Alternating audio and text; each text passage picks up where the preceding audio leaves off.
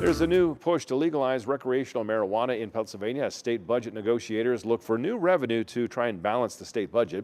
Fox 43's James Corrigan joining us now to explain why this bill is different than prior legislation and what local marijuana business owners are saying about the potential change. Well, Evan, they are much more excited about this push than the bill which passed the State House earlier this year, which would have created state-run stores to sell marijuana. That bill did not go anywhere, of course, in the Senate. The new bills see tight regulation of privately owned businesses. That has business owners that sell medical cannabis currently optimistic about that legalization, which they say is a financial and personal freedom issue. People can make their own choices, their own decisions on how they want to take care of themselves. Mark Toigo is the CEO of Toigo Farms in Carlisle and Organic Remedies, selling medical cannabis and wholesaling it to dispensaries across the area.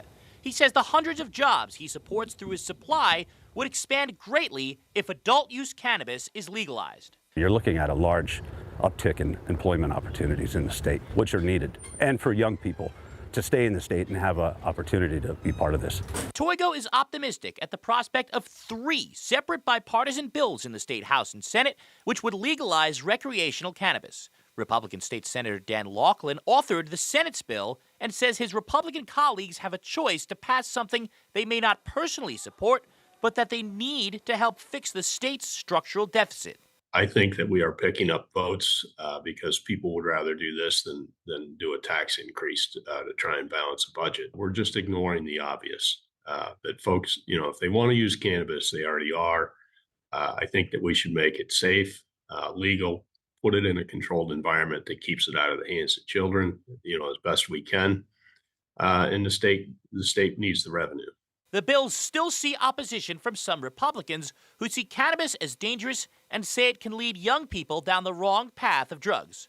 Toigo, however, says legalization is inevitable and that it's time for a deal to bring Pennsylvania in line with its neighbors. It's worked in all the other states surrounding us.